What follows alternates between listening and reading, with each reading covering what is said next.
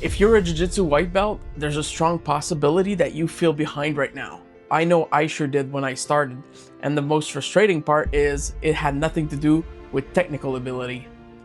I just didn't understand the phase I was in. My name is Michael Boyer. Me and my family have been training jiu-jitsu for about 5 years. I'm the co-owner of a fightwear brand called Stonebelt that we are building currently. Full disclosure, I am a jiu-jitsu hobbyist. I have no intentions of being a competitor. I don't market myself as being a competitor, but I have been training for the last 5 years, and I think I have some insight to share about my journey. Anyway, the journey of just a regular guy in his 40s, 3 kids and a job, just learning the ins and outs of this beautiful sport. I'm still learning a ton every week. By no means am I an expert on the subject matter. White belt is somewhat of a different phase. Um, First of all, it's very intimidating to start jiu-jitsu. It is a contact fight sport. And if you've never done something like that before, it will push the boundaries of what you feel comfortable with.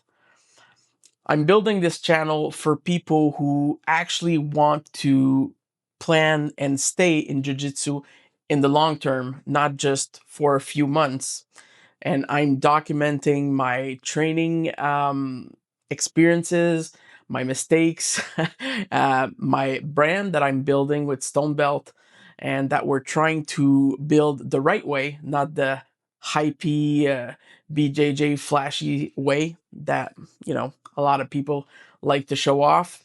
So if you're in this thing for years to come, and not just a couple of months, then you'll want to stick around and maybe follow us along the journey. The first thing I would say is that you're not supposed to be good when you start jiu-jitsu. Unless you are really some kind of a genetic freak or a big athlete that's coming along from another high level sport, then you'll probably be like the majority of us, absolutely freaking lost.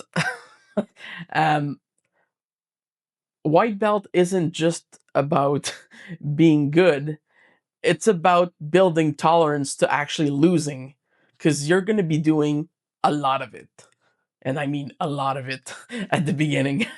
Um, Realistically, I think it might have taken like months before I ever got my first submission off on someone.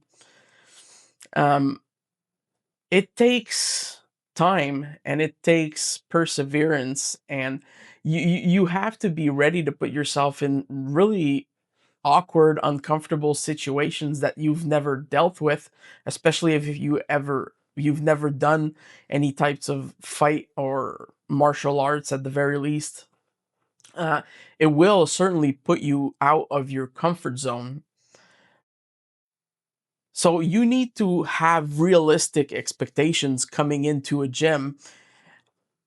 You need to go in expecting that you have everything to learn, and not that you watched a lot of UFC, so you're going to be freaking great and strangle everyone. I'm sorry to say, it's not a video game. It doesn't work that way. The second thing is that most white belts should probably concentrate on defense first and not actually pulling off a submission, even less highlight reel Instagram type submissions that you'll realistically never pull off as a white belt anyway.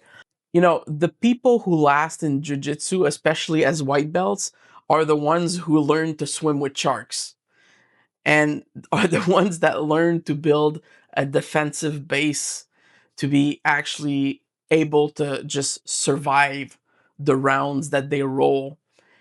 And there's all the cliches of white belts that are spazzy and don't know what they're doing, so they're jumping around, going 100 miles an hour.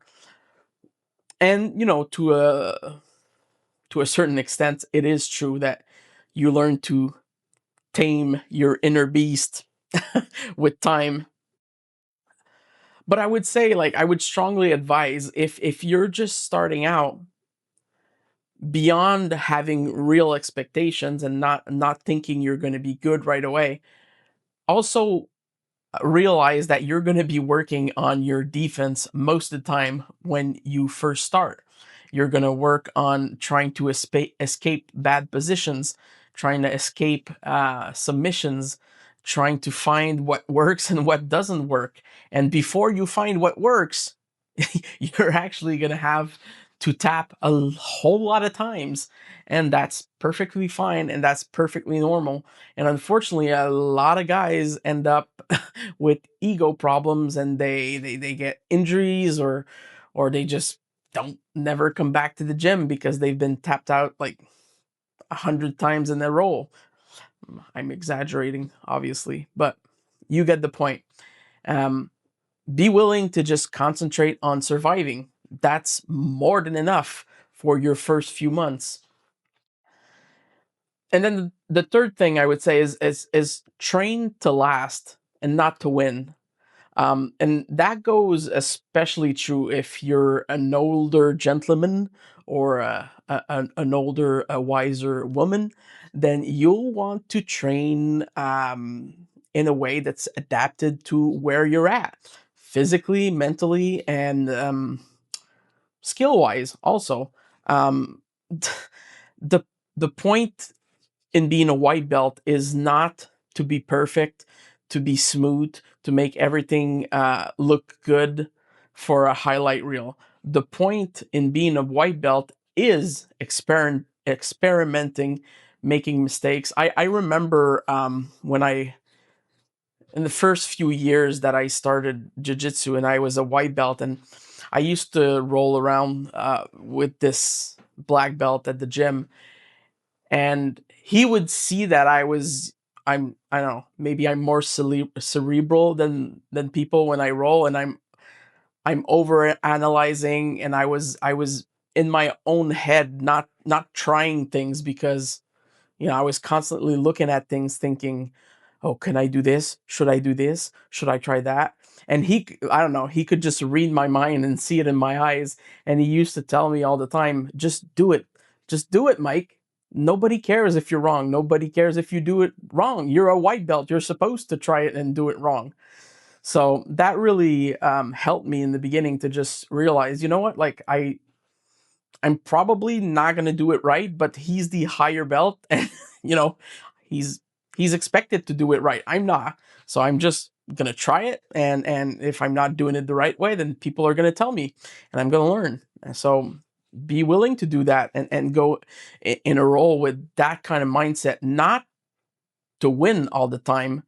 Not your goal as a white belt shouldn't be to win rounds. It should be to still train in a year, in 2 years, in 3 years.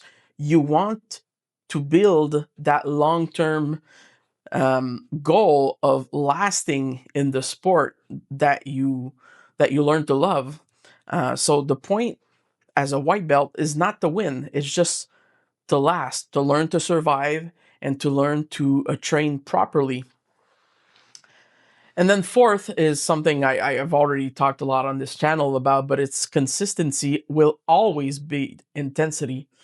Um, if you train intensely for 3 hours straight once a week, I promise the white belts that train 4 or 5 times a day, 4 or 5 times a week, sorry, uh, and that do it on a consistent basis, will very quickly outpace your growth. Because in reality, most people don't quit necessarily because it's hard, but because they expected to grow faster or easier. But once you realize that you're going to have to put consistent effort time after time, night after night, roll after roll, then uh, it changes your mentality, and you either have to give in to the grind of an actual martial art, or you just, I don't know, give up, I guess. So I hope you don't. That's not my motto. Um, and then the fifth, wow, fifth, huh? Gear and comfort matters. Just a little selfless plug here for Stonebelt, but when you're new, everything feels overwhelming. If you don't have a good gi, if you're not comfortable in what you're wearing, if you don't have decent quality rash guards, if you're doing no gi, then it's going to be difficult to feel at ease. And even if you have all the right gear, then I can tell you from experience, if you're not used to wearing these things, like a gi can feel heavy at the beginning, and a rash guard for a guy that's a little bigger like me can feel really awkward because you feel naked. Then if you're not comfortable in your own skin, depending where your mental space is with that sort of thing, then it can play games on your mind. So having comfortable gear to train, it's a very good thing to have as a white belt. Uh, you can you should probably be better off grabbing one quality gi and washing it every time, because hygiene is important, than having like 4 or 5 cheap Amazon gis. No pun intended. There are some great Amazon gis out there. And then sixth, I'll finish with this one. Respect your teammates. You're only as good as your teammates and as the gym community in which you belong. And although I think we all understand that jiu-jitsu is not like a team sport, it's you're fighting against someone. Um, you're only gonna get as good as your training partners allow you to be, and that's the truth. If you're in a room full of mediocre people, then you probably gonna become mediocre. And if you have, and the reality is, in most gyms, you'll have beginners, mediocre people, hobbyists like me, experienced hobbyists, competitors, uh, freaking wild athletes. You'll have a very different range of people. So learn to roll with different types of partners and respect them where they are. You shouldn't necessarily roll the same way with everybody. That's a terrible way to roll. Maybe I can go into that more in depth in another video, but being a white belt absolutely feels chaotic. But that chaos is laying the foundation for something greater. You're not behind just because you feel bad. You're just early in the process. That's what it is to be a white belt. In the coming weeks, I'm going to break down what actually matters in the first year and mistakes that I've done personally or that I see other beginners do over and over on the mats, and how I train personally and what keeps me in the mats, I think, for the long run, for the long term. Uh, Although I am a hobbyist, I do want to continue doing jiu-jitsu for a very long time, God willing. So if that's relevant to you, stick around, subscribe, and we'll see you on the next one. Forged under pressure, worn with honor. Join the movement, subscribe, and follow Stonebelt.